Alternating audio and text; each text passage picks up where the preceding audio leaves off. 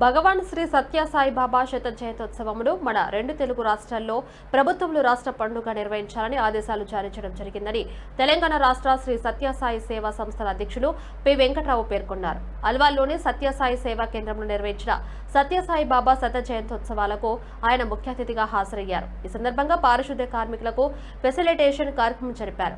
బాల వికాస్ విద్యార్థులకు మన భవిష్యత్తు వర్తమానంలో మనం చేసే పనులపై ఆధారపడి ఉంటుంది అనే విషయంపై వ్యాసరచన పోటీలు నిర్వహించగా సుమారు 30,000 మంది విద్యార్థులు పాల్గొన్నారు.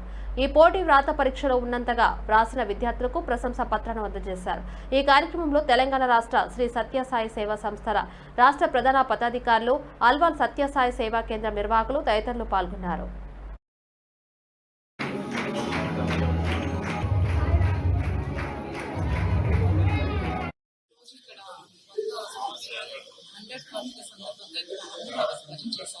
Past 5 days.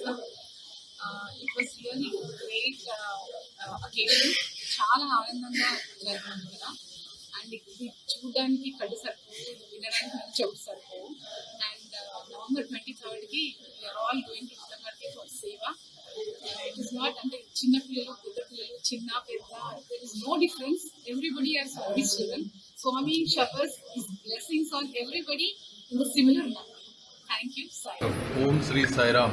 పరిపూర్ణ ప్రేమావతారి భగవాన్ శ్రీ సత్యసాయి బాబా వారి యొక్క శత జయంతి వేడుకలు అంటే స్వామివారు అవతారం తీసుకుని ఈనాటికి 100 సంవత్సరాలు పూర్తవుతున్న సందర్భంగా ప్రపంచవ్యాప్తంగా 185 దేశాల్లో భగవాన్ శ్రీ సత్యసాయి సేవా సంస్థల యొక్క శాఖలు ప్రపంచవ్యాప్తంగా శాఖోపశాఖలుగా విస్తరింపబడి ఉన్న ఈ శుభ సందర్భంలో ప్రపంచమంతా కూడా ప్రశాంతి నిలయానికి చేరుకుంటున్న ఈ శుభ సందర్భంలో నవంబర్ 13వ తారీఖు నుంచి 23వ తారీఖు వరకు స్వామివారి భగవాన్ శ్రీ సత్యసాయి పరబ్రహ్మోత్సవాలు